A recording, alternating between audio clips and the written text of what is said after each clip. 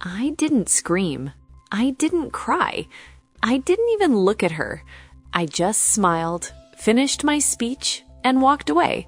But behind me, her entire life was collapsing because the girl who spent years calling me worthless had no idea I brought proof.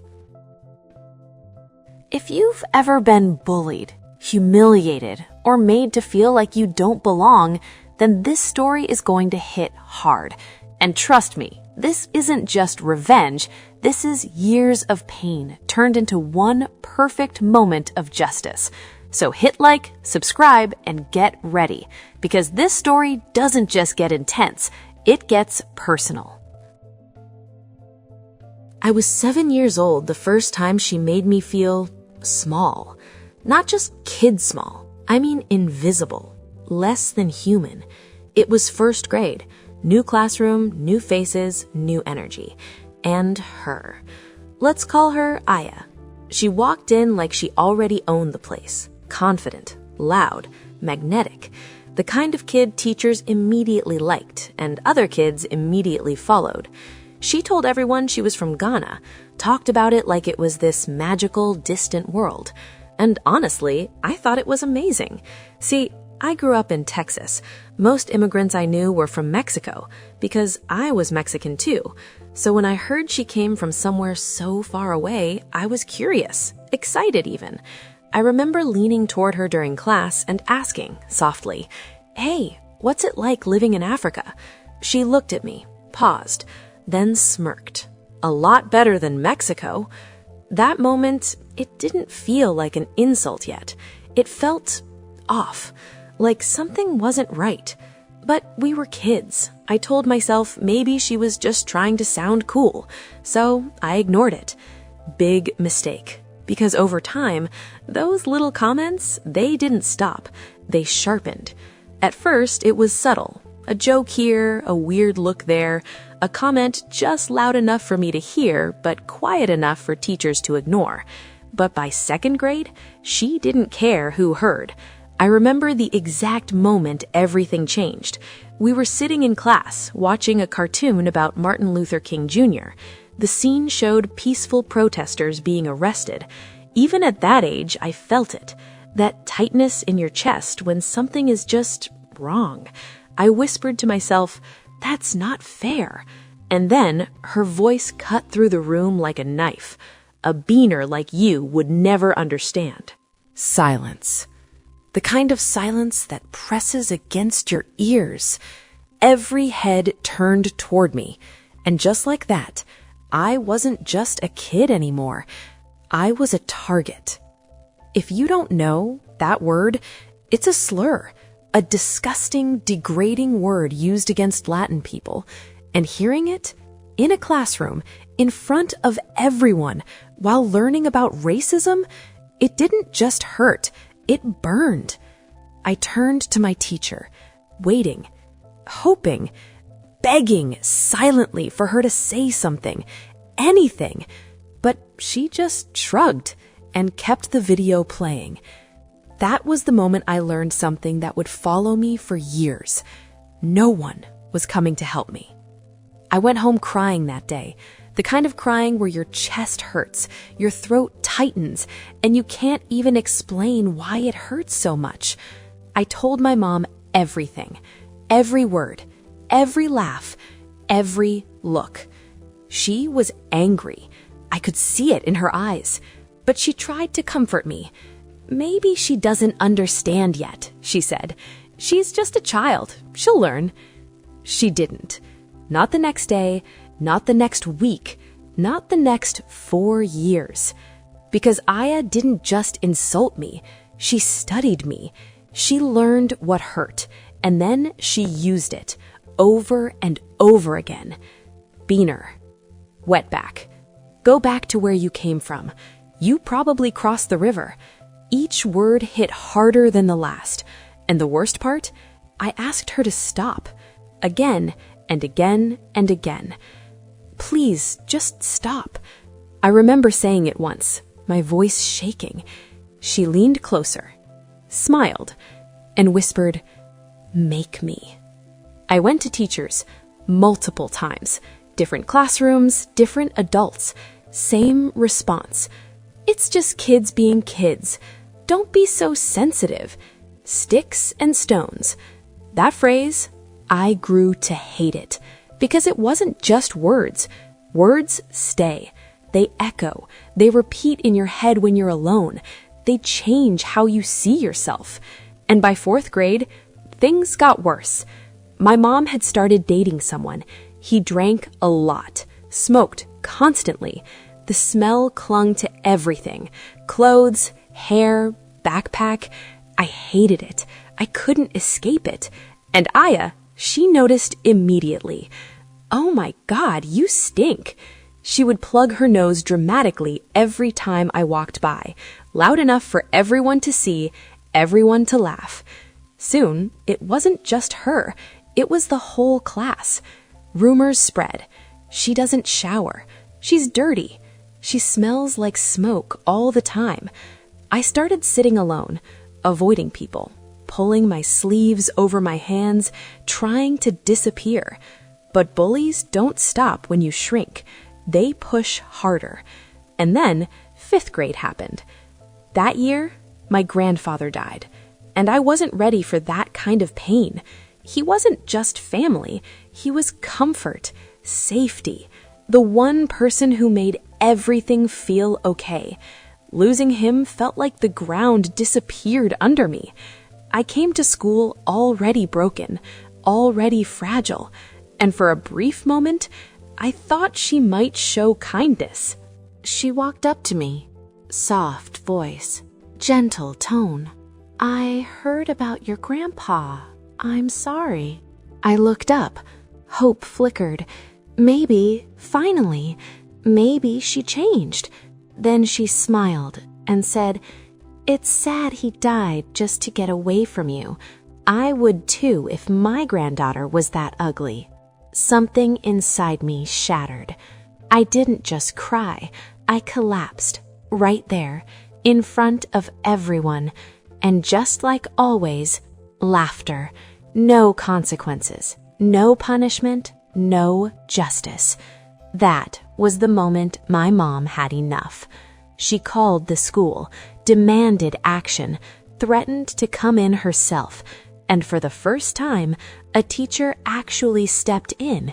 She walked up to Aya and said, You need to stop being mean.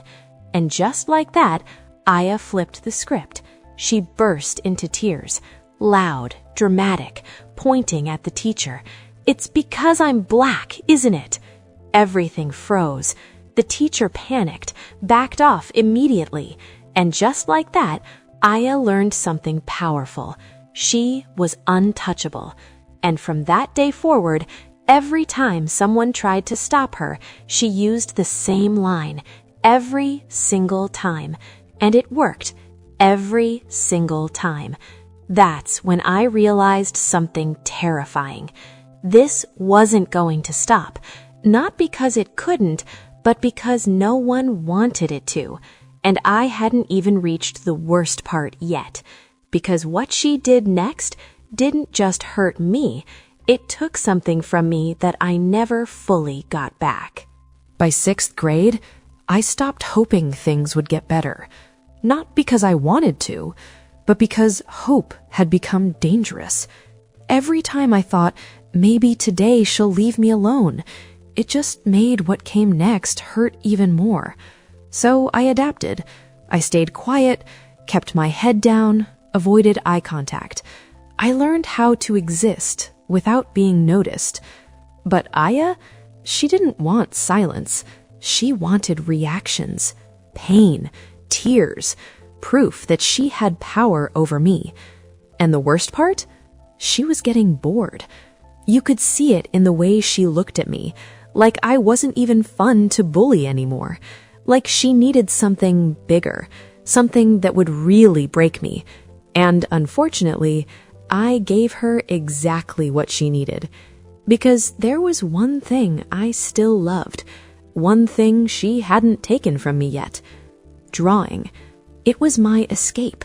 When everything felt overwhelming, When the words echoed too loudly in my head, I would draw. Not because I was amazing at it. I wasn't. But it was mine. My little world where no one could touch me. No insults, no laughter, no slurs. Just pencil, paper, and quiet. I practiced every day. Messy sketches at first. Crooked lines, too many eraser marks. But slowly, I was getting better. And one day, for the first time, I was actually proud of something I made. It was during free period. I was sitting at my desk, completely focused, carefully sketching the characters from Sailor Moon, line by line, detail by detail. My hands were steady, my breathing calm. For once, I felt peaceful. No mistakes, no smudges, no frustration. Just progress. I remember leaning back in my chair, looking at the page, and thinking, I actually did it. That feeling, it didn't come often, and when it did, it meant everything. Then I got up to go to the bathroom. Just 5 minutes.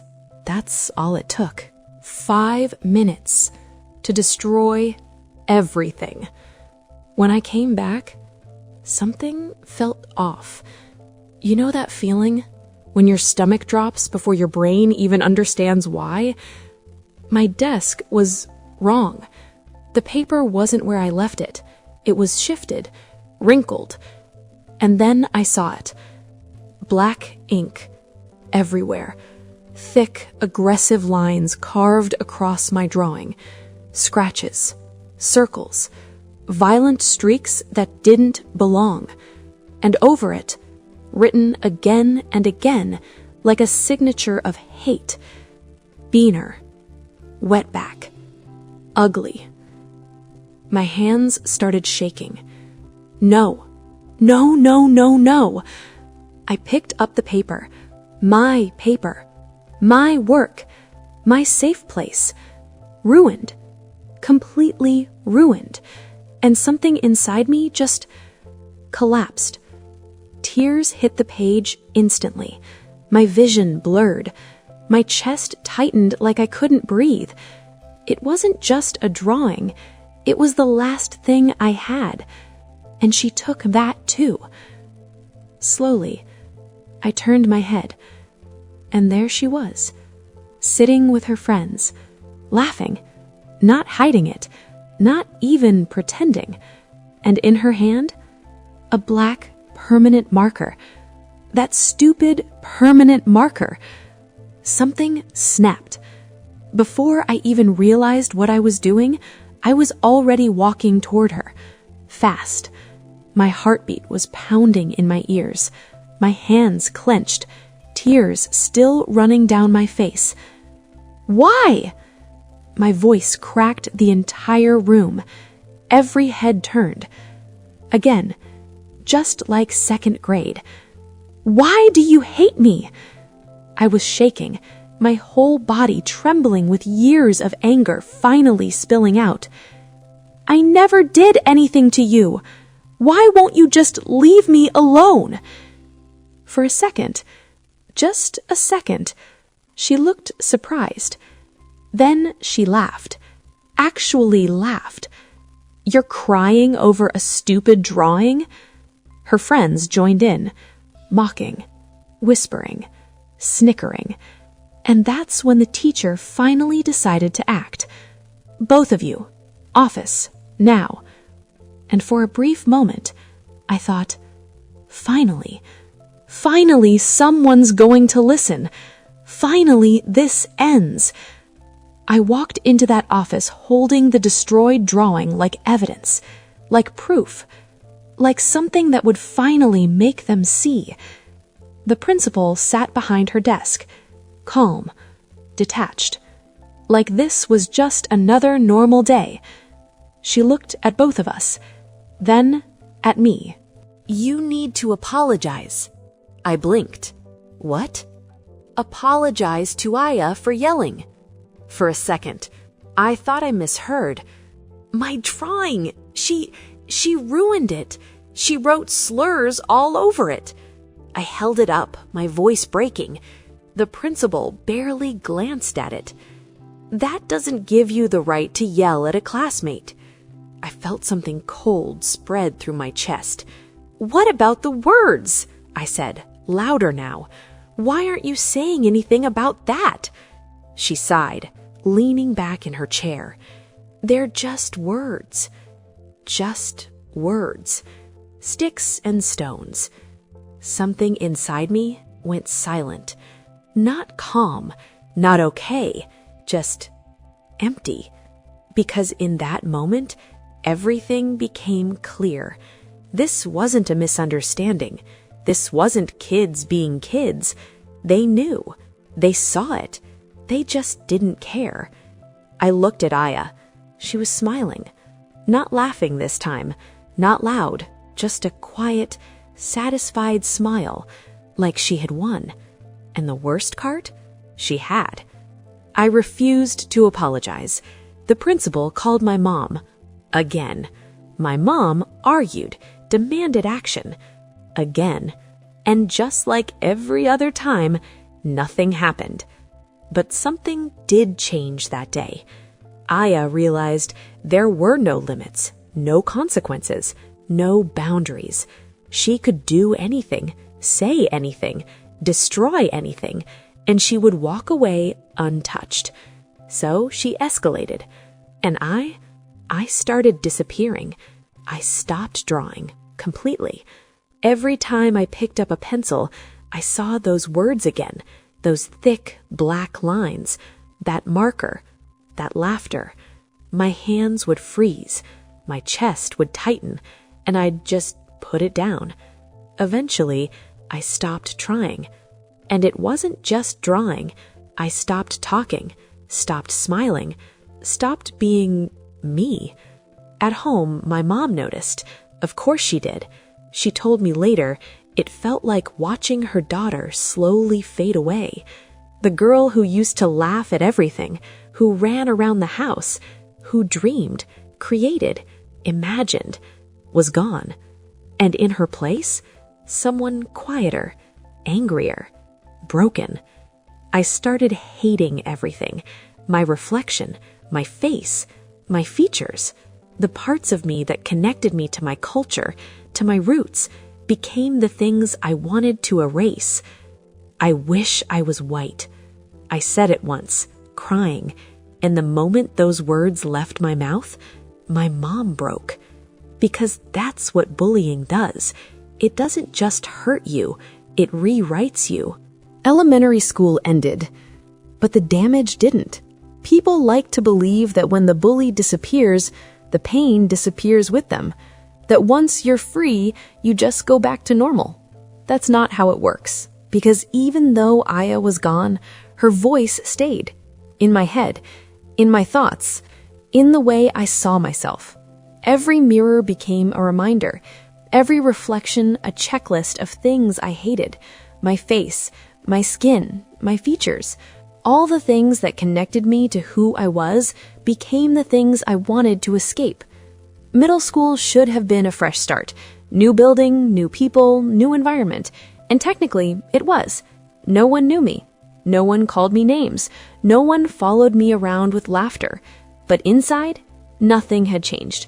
I was still that little girl sitting in second grade, being called something she didn't understand while no one defended her.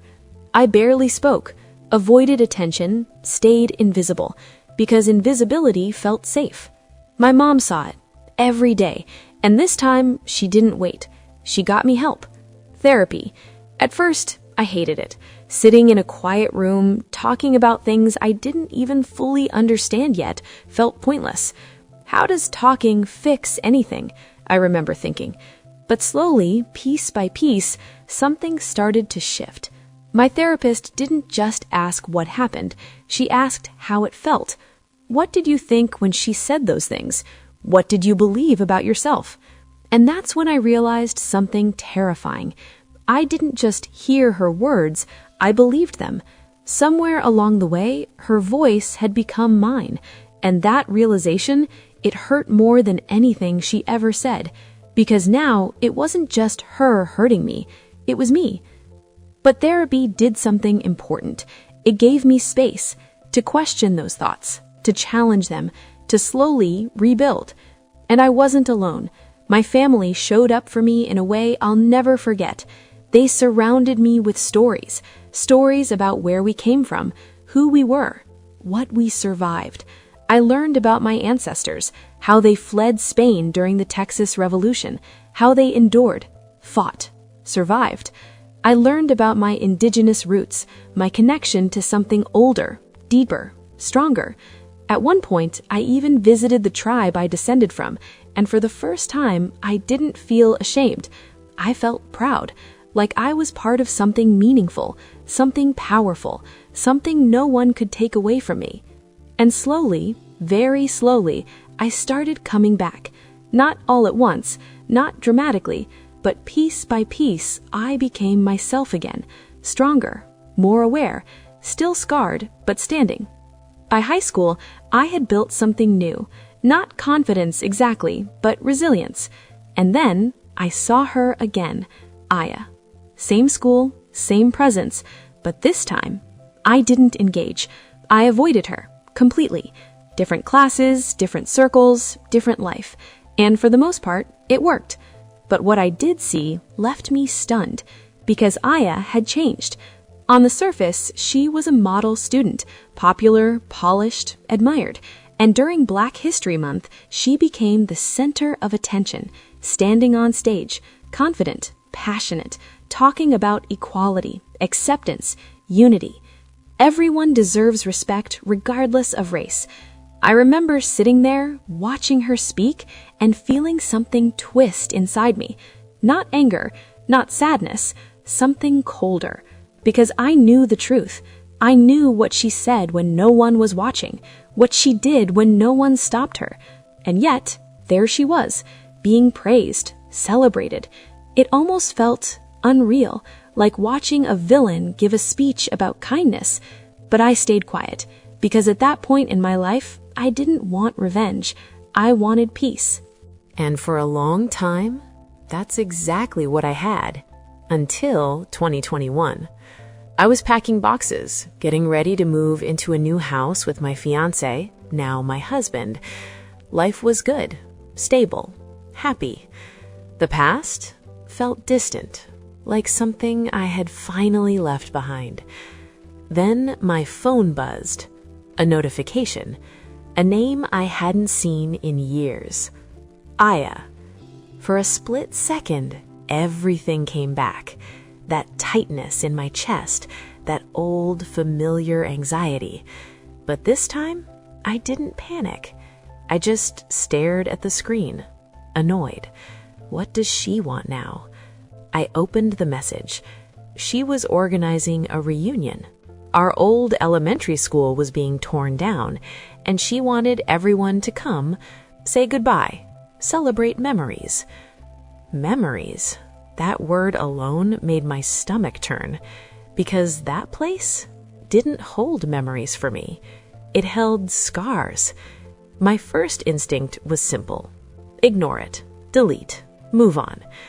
But then something shifted. A thought, small at first, then louder. That school, the place that allowed everything to happen, was about to be destroyed, gone. And suddenly, an idea formed. What if, before it disappeared, the truth didn't? What if, for once, everyone saw her the way I did? Not the polished version, not the activist, not the role model, but the real Aya, the girl who destroyed people and got away with it. And just like that, something I hadn't felt in years came back. Not fear, not pain, control. This wasn't about hurting her. This was about something deeper. Truth, accountability, closure. And if I was being honest, yeah, a part of me wanted her to feel it too, even just a fraction of what she made me feel. So I replied, I'll be there. And that's when the real story began, because what she didn't know, was that I wasn't coming to remember anything. I was coming to reveal everything. The moment I said, "I'll be there," there was no going back. This wasn't impulse anymore. This was a decision. And if I was going to do this, I was going to do it right. That night, I sat across from my mom at the dinner table. The same woman who had fought for me when no one else would. The same woman who watched her daughter slowly break and refused to let her disappear. I asked her one simple question. "Do you remember her?" She didn't even hesitate. Her grip tightened around her fork. Her jaw clenched.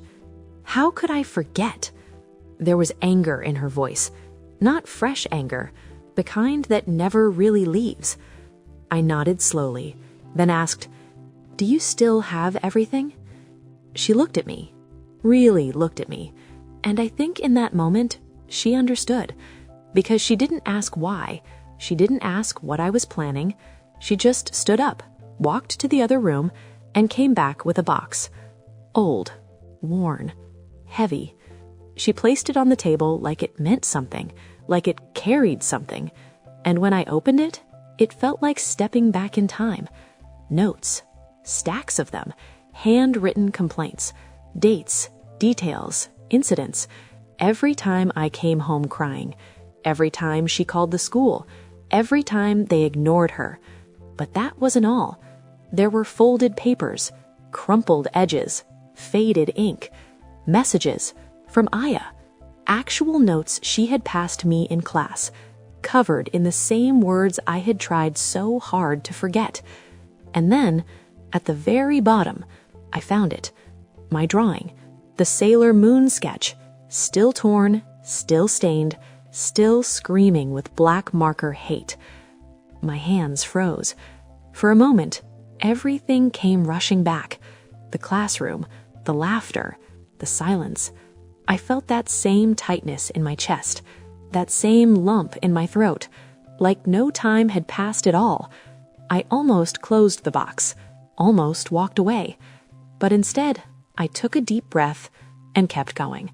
Because this time, I wasn't that little girl anymore. And then, I found something else. A letter. Typed. Signed. From the principal. It read, "It seems that Aya has called my name inappropriate and offensive words based on her ethnicity."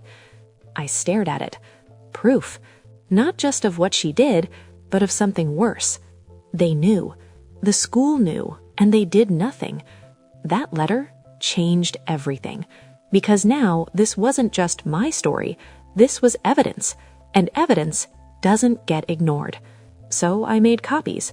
Every note, every message, every piece of proof. I organized them, carefully, methodically, like I was rebuilding something that had been broken. Not for revenge, for truth. And then, I waited. The day arrived. It wasn't some grand event. No decorations, no stage lights, just a simple barbecue on the same playground where everything happened. The same ground where I cried, where I was humiliated, where I learned what cruelty felt like. And now, it was full of laughter, people catching up, smiling, talking about the good old days. I stood there for a moment, taking it all in, and I felt something strange. Not anger, not sadness, detachment, like I was observing a place that no longer had power over me. Some of my old classmates recognized me. We talked, caught up, and something interesting came up. A lot of them remembered her. Not fondly, they just dealt with it differently, ignored her, avoided her, but they remembered. Which meant one thing. I wasn't crazy. And then I saw her, Aya, standing near the center, confident as ever, smiling, laughing, like she owned the moment. And honestly, she kind of did, because this whole event was her idea. Of course it was. Eventually, she gathered everyone, tapped her glass, got their attention, and started speaking, talking about memories, friendship, community, and then she said it. I was so nervous coming here as an immigrant, but this school welcomed me with open arms. I almost laughed. Almost. Because I remembered that first day. She wasn't nervous. She was fearless. But I stayed quiet, because my moment was coming. One by one, people gave speeches. Short, safe, forgettable. Then they called my name, and suddenly everything slowed down. I stood up, walked forward, felt every eye on me, and then I saw her, smiling at me. That same confident smile, like she thought she already knew how this would go, like she thought I was still that broken girl. She was wrong. I took the mic, paused, and began. I remember being scared when I first came here. My voice was calm, steady. I didn't know what to expect, didn't know who I'd become. People nodded, listening. I thought this school would shape my future. I glanced around, and it did. A small pause. But not in the way you think. The tone shifted. Subtle, but noticeable. This place gave me nightmares. Silence. It gave me anxiety, pain, and memories I had to spend years trying to heal from. You could feel it now. The discomfort, the confusion. I had teachers who ignored me, a system that failed me. And then I looked at her, directly, and a student who made my life hell. The air changed completely. I saw her smile falter, just a little, and then I said it. I'm glad you grew out of your racism. Same tone, same words, same energy she used on me years ago. And then I handed out the copies, quietly, quickly. Notes, messages, proof. And I walked away. No yelling, no drama, no scene. Just truth left behind. At first, silence. Then whispers. Then chaos. Because once people saw it, they couldn't unsee it. The group she worked with got the documents. They didn't hesitate. She was removed immediately. Her reputation? Destroyed. Her fiancé? Left. Her job? Gone. And the worst part for her? Her parents found out. Everything. All of it. And they were furious because they had no idea who their daughter really was. And the school didn't escape either. The documents reached the district, the same district that had already been dealing with similar accusations. They panicked, issued apologies, tried to make it right. Too late. Way too late. Because some things you don't fix. You live with them. People told me I should have let it go, that I was being petty. But here's the truth. I did let it go. I moved on, built a life, found happiness. But closure? Closure is different. Closure means the story ends properly. And for me, it ended that day. Not with anger, not with revenge, but with truth. And finally, justice. Aya tried to contact me after, demanded an apology. I blocked her because I didn't owe her anything. Not anymore. Today, I'm happy, married, at peace with who I am. Mexican, indigenous, strong. And even though I still struggle to draw sometimes, I'm no longer that little girl. And she's no longer untouchable. If this story hit you even a little bit, if you've ever been made to feel less than, or dreamed of a moment where the truth finally wins, hit that like button, subscribe, and tell me in the comments, was this justice or revenge? Because sometimes they look exactly the same.